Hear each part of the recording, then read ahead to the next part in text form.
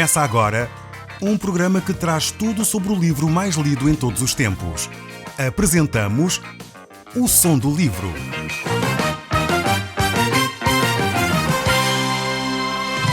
Seja muito bem-vindo. Neste podcast vai encontrar o livro mais conhecido e lido em todo o mundo.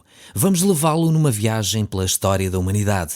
Este é um audiolivro para si, para a sua família e sociedade em geral. Contextualização e comentários de Paulo Chaveiro. Olá, caro amigo, estamos de novo no programa O Som do Livro. E eu creio sinceramente que esta próxima meia hora poderá mudar radicalmente a sua vida, pois Deus quer falar consigo, mesmo depois de desligar o seu rádio. Eu sou o Paulo Chaveiro e nós hoje vamos retomar o texto bíblico no livro de Filipenses que o apóstolo Paulo escreve. E nós estamos no capítulo 1 e vamos ver a partir do verso 22 em diante para podermos retomar então esta leitura. Diz assim a palavra do nosso Deus. Para mim o viver é Cristo, diz o apóstolo Paulo, e o morrer é lucro. Ora, de um lado estou constrangido, tendo o desejo de partir e estar com Cristo, o que é incomparavelmente melhor. E ele continua, mas por vossa causa é necessário permanecer na carne. Então temos aqui o apóstolo Paulo que fala acerca desta necessidade que tem de, por um lado, permanecer e anunciar a Cristo e, por outro lado, preferia estar na presença de Deus. É por vossa causa, diz o apóstolo Paulo, que é necessário ainda permanecer. Aqui temos uma perspectiva de vida bastante interessante. Por um lado, o apóstolo Paulo vive aqui na Terra com esta percepção de que a sua vida está totalmente nas mãos de Deus. Talvez isto nos desafie a pensar na nossa própria vida. Se calhar alguns dos nossos ouvintes pensaram já em suicídio, pensaram em acabar com a sua vida. E talvez é necessário nós reformularmos. Podemos acabar com o sofrimento sem acabar com a nossa vida. Cristo Jesus quer dar-nos uma nova vida. Aliás, ele utiliza uma imagem tão bela para descrever esta nova vida em Cristo, que ele diz, necessário vos é nascer de novo. Talvez você está mergulhado em problemas até um ponto de onde já pensou, o melhor seria terminar com tudo. O melhor seria terminar com a minha vida. O melhor seria acabar com isto. Eu quero dizer que sim, concordo que seria melhor acabar com o sofrimento, mas quero vos dizer também que vale a pena viver com Cristo. Vale a pena viver em novidade de vida. É por isso que o apóstolo Paulo dizia que o viver para ele era viver com Cristo. O meu viver é em Cristo. Por isso é de facto uma perspectiva de vida completamente diferente. Necessitamos olhar para a palavra de Deus. Necessitamos perceber que cada um de nós tem esse relacionamento com Deus, pode ter uma novidade de vida.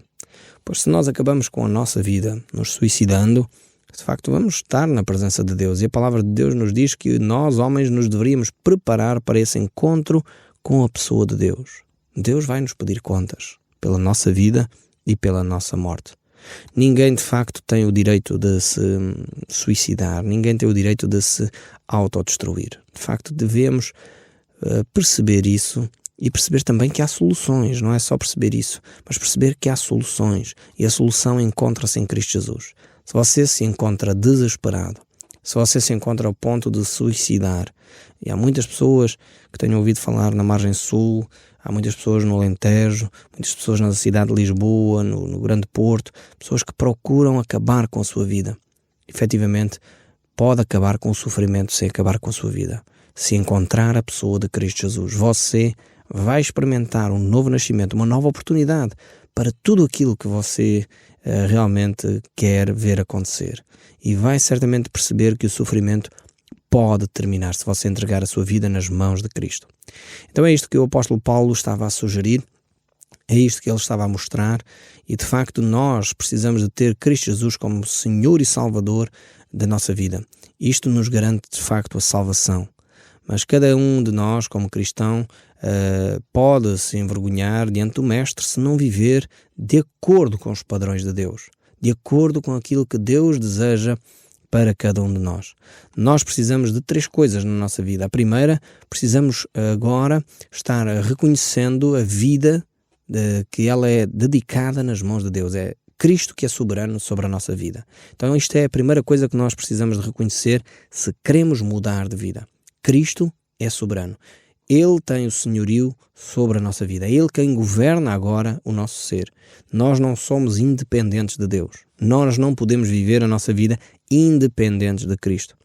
O nosso viver agora é transformado, é o próprio Cristo que nos vai dar as orientações. Este é o primeiro aspecto que nós precisamos entender. Por isso o apóstolo Paulo diz que o viver agora é Cristo. Então, o senhorio de Cristo sobre a nossa vida. O segundo aspecto desta transformação é que nós precisamos de viver em comunhão com Cristo. Para saber aquilo que Cristo quer para nós, para reconhecer o senhorio de Cristo sobre a nossa vida, nós precisamos de viver em comunhão com Cristo. Como é que se faz isto? Comunhão com Cristo é relativamente simples. É necessário nós orarmos, é necessário nós lermos a Bíblia, é necessário nós termos uma comunidade cristã onde nós nos encontramos regularmente para nos alimentarmos espiritualmente. Então, comunhão com Cristo passa por estes dois aspectos, ou três, melhor dizendo, que é a oração, a leitura da Bíblia e integrar uma comunidade cristã onde nós encontramos pessoas que estudam a Bíblia, oram por nós, estão juntos connosco nesta batalha. O terceiro aspecto que eu gostaria de salientar para que esta vida aconteça de uma forma real. Então, primeiro, precisamos reconhecer o senhorio de Cristo sobre nós. Segundo, precisamos ter comunhão com Cristo na nossa vida. E o terceiro aspecto é precisamos fazer a vontade de Deus. Precisamos servir a Cristo. Então, estes três aspectos unidos vão nos ajudar a ter uma nova perspectiva de vida. Eu espero sinceramente que você possa aplicar estes três aspectos à sua própria vida para experimentar qual é a boa, perfeita e agradável vontade de Deus. Voltando aqui ao livro de Filipenses, o capítulo 1, verso 25, ele diz o seguinte: "E convencido disto, estou certo de que ficarei e permanecerei com todos vós para o vosso progresso e gozo da fé." Paulo procura com estas palavras confortar o coração dos crentes em Filipos. Na realidade, Deus estava com o seu propósito a conduzir o apóstolo Paulo para que a glória fosse de Deus, para que várias outras pessoas pudessem ouvir o Evangelho de Cristo Jesus. O apóstolo Paulo, de facto, levou este Evangelho até aos reis, governadores. Foi ele que foi escolhido por Deus para proclamar o Evangelho de Cristo Jesus àquelas pessoas. Mas nós sabemos que muitas vezes, até com a morte, os cristãos glorificaram também a Cristo.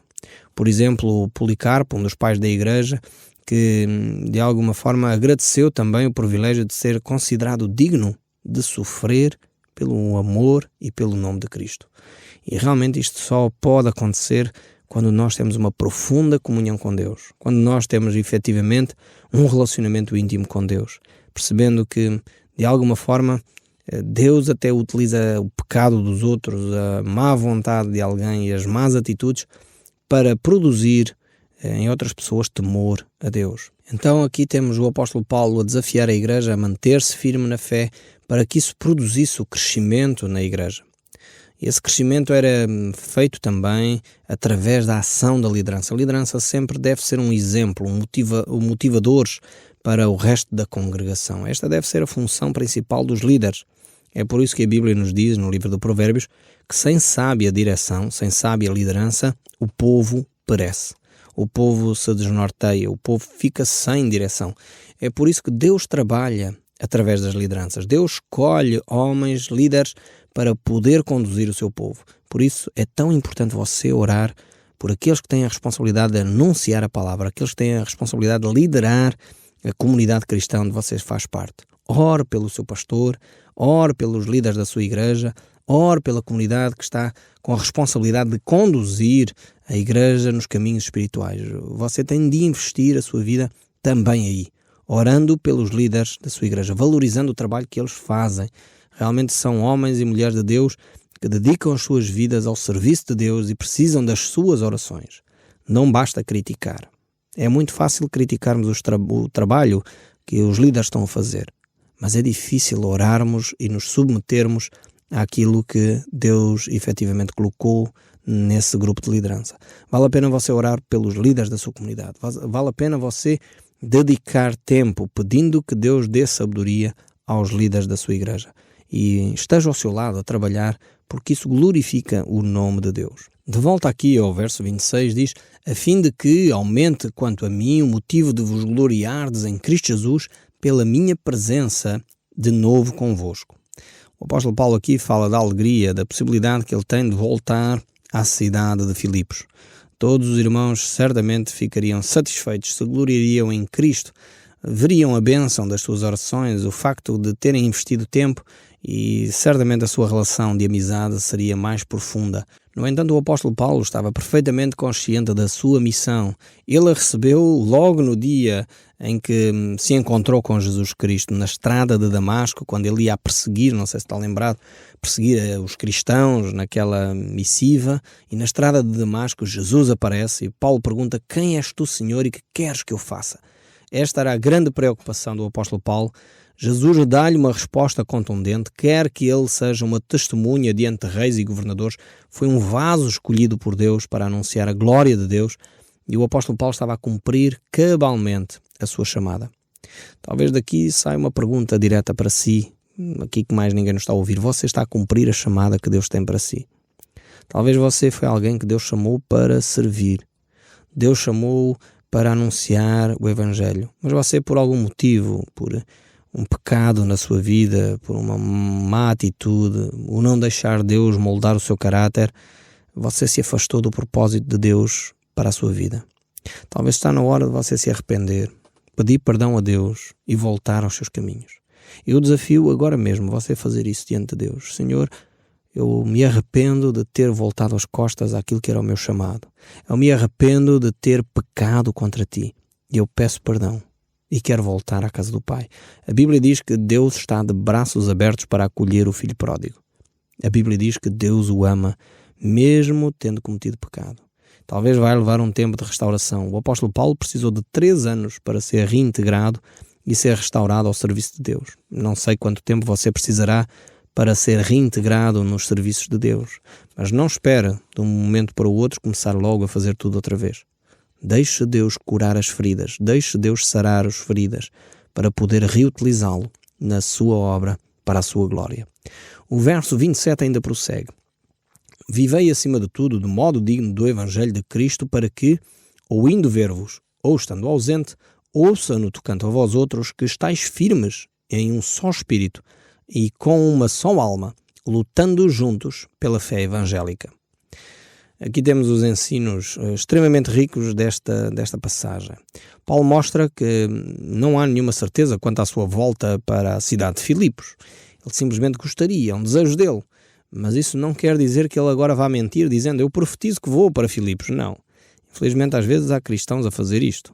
Como desejam tanto determinadas coisas, começam a inventar realidades que na realidade não existem. E o apóstolo Paulo está consciente que é possível ele ir a Filipos, mas também é possível que não vá. E por isso ele deixa claro esta orientação diante da comunidade em Filipos. Ao mesmo tempo, ele mostra que ele está insatisfeito com o crescimento espiritual daquela comunidade. Estando ausente ou estando presente, o que importa é que eles estejam firmes na fé, o que importa é que eles cresçam na unidade do Espírito, o que importa é que eles cresçam na intimidade uns com os outros, o que importa é que eles estejam unidos no trabalho de Deus, juntos pela fé evangélica, juntos pelo anunciar o Evangelho. É esta a ideia que o apóstolo Paulo quer transmitir. Ele quer demonstrar que é importante eles abandonarem o pecado, que é importante eles deixarem de lado, fugirem dos desejos da carne, que é importante eles abandonarem a idolatria, é importante eles abandonarem todo o pecado da glutanaria, a prostituição, as orgias. Era necessário eles abandonarem esse tipo de vida e estarem a crescer firmados na fé. E ele diz que ouço no tocante a vós outros que estáis firmes num só espírito. Ele fica animado porque recebeu provavelmente essa informação de Epafrodito, que trouxe as notícias da comunidade em Filipos, e ele estava animado por perceber que aquela comunidade era uma comunidade unida, uma comunidade que estava junta num só propósito. E nós sabemos que como é importante a unidade. Nós sabemos que quando um povo está unido em torno de uma causa, as coisas acontecem, mobiliza-se situações. Nós já vivenciamos isso quando experimentámos o nosso 25 de Abril, Foi porquê? Porque o povo se uniu, e quando o povo estava unido contra uma ditadura, até a ditadura, que era algo que reprimia o povo, maltratava, matou centenas ou milhares até de portugueses, mas caiu num só dia, quando o povo se uniu em torno de uma causa. Nós sabemos a importância da unidade. Nós sabemos que quando um povo está unido, de facto, as forças do mal caem. Então precisamos que a Igreja de Jesus Cristo esteja unida. Satanás sabe que quando os crentes estão unidos, então são uma força poderosa. E por isso ele ataca, sabem aonde? Na unidade. Você já sentiu dentro da sua comunidade, às vezes se calhar uma comunidade pequena de 20, 30, 40, 50 pessoas, e estão todos desunidos. Um quer ser do pastor A, outro quer ser do pastor B, outro quer ser do padre A, outro quer ser do padre B. Eu gosto mais da comunidade desta ordem, eu gosto mais daquela ordem. E dividimos-nos, caminhamos cada um para o seu lado. Precisamos de nos unir. Não interessa a ordem a que eu sirvo, não interessa o ministério a que eu sirvo. O que interessa é que devemos estar unidos numa só causa, a fé evangélica. Precisamos estar unidos numa só causa, que é demonstrar o amor de Cristo. É por isso que há aquele ditado popular que a união faz a força. E a força, dizem, faz o progresso. Então é importantíssimo nós percebermos isso. Eu lembro-me daquela história, não sei se você está lembrado, nós já estudamos aqui a história de Neemias, um homem que era um copeiro do rei da Pérsia. Ele percebeu que o seu povo estava numa desgraça, numa miséria. Ele pediu, orou a Deus. Deus foi tocando o seu coração. Pediu ao rei para então voltar a Jerusalém e reconstruir as muralhas da cidade.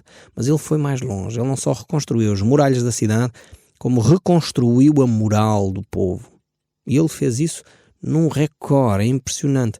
Enquanto naquela época, sem gruas, sem máquinas, sem tudo aquilo que nós temos hoje, levamos às vezes meses e meses a construir um prédio. Naquela altura, em 52 dias, Neemias construiu as muralhas da cidade. Um trabalho impressionante, um feito histórico, um feito extremamente extraordinário, só mesmo possível pela graça de Deus, pelo poder de Deus a trabalhar naquele povo. Porque de outra forma era impossível o povo construir uma cidade em tão pouco tempo, em tempo recorde. Isto ficou, de facto, é para a história da arquitetura, creio eu.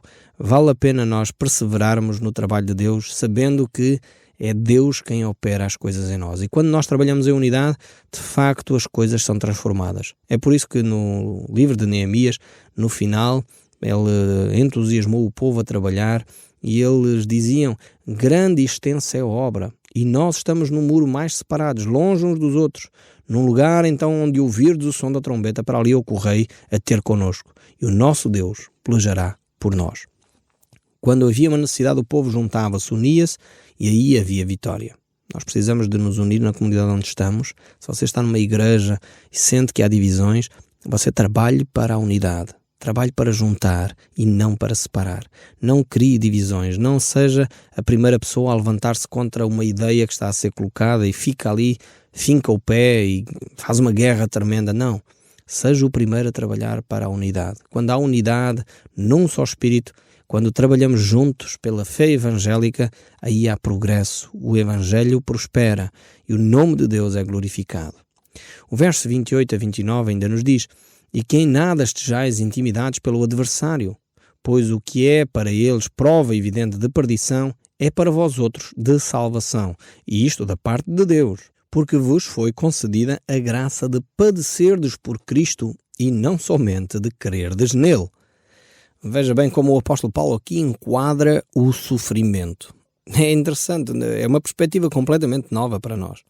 Nós achamos que o sofrimento é castigo, não é? Muitos de nós achamos que o sofrimento é castigo. Algumas congregações e alguns líderes religiosos até chegam a dizer que a pessoa que sofre é porque está em pecado. Mas o que o texto bíblico aqui está a dizer é que o sofrimento é, de alguma forma, algo que nos faz bem. É algo que é concedido como uma graça de Deus. É um privilégio. Você ouviu bem, o sofrimento é um privilégio, diz o apóstolo Paulo aqui neste texto. Nós não temos esta percepção do sofrimento. Deus muitas vezes, de facto, utiliza o sofrimento para nos fazer crescer. Ainda este fim de semana estava a falar com um casal e a senhora dizia a certa altura: eu quando ouvia dizer que o sofrimento nos ajudava a crescer, eu não acreditava nisso. Eu dizia que é mentira, não pode ser verdade, até que eu estou a passar por sofrimento. E agora, de facto, eu percebo como o sofrimento me amadurece, como o sofrimento me faz crescer. E é um facto. O sofrimento nos faz crescer. O sofrimento nos amadurece. E este sofrimento causado muitas vezes por outrem, não é que nós queremos, nós não somos masoquistas, não queremos sofrer à toa, não. Mas o sofrimento que muitas vezes vivenciamos produz frutos bons na nossa vida. O verso 30 ainda prossegue a dizer: pois tendes o mesmo combate que viste em mim, e ainda agora ouvis que é o meu. Então o apóstolo Paulo não falava de cor, ele realmente mostrava que ele era um exemplo desse sofrimento. Por isso ele dizia no final da sua carreira, quando ele estava no final mesmo, ele escreve a Timóteo dizendo: combati o bom combate, acabei a carreira, guardei a fé, desde agora já a coroa da justiça me está guardada. Então ele tinha a percepção muito clara que as dificuldades da vida, que os combates que travava, e aqui eram combates a nível espiritual, não eram combates físicos, não era violência, não está a falar aqui de violência, está a falar dos combates emocionais, dos combates espirituais.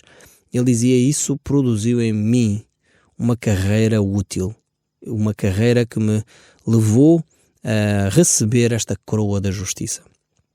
E, efetivamente, eu queria desafiá-lo a não desanimar nos combates da vida. Muitas vezes é através do sofrimento que nós crescemos. É por isso que o Salmo 23 diz que ainda que eu ande pelo vale da sombra da morte, não temerei mal algum. É interessante ver nesse Salmo 23 que Deus não retira o vale da sombra da morte. Deus não diz: vamos passar de uma pastagem verdejante para outra sem dificuldades. Não. Vamos passar pelo vale da sombra da morte. Então, o sofrimento na sua vida não é necessariamente só consequência do pecado. Se o é, confesse e deixe. Mas se não é consequência do pecado, retire as lições, deixe Deus falar ao seu coração, para que no final você possa dizer: a coroa da justiça me está guardada agora, porque eu soube combater o bom combate. Que Deus nos ajude a ter uma atitude positiva, uma atitude sábia, uma atitude baseada no amor, mesmo quando outros se levantam difamando o nosso nome, mesmo quando outros se levantam nos maltratando, saibamos combater um bom combate. O Som do Livro, uma produção da Rádio Transmundial de Portugal.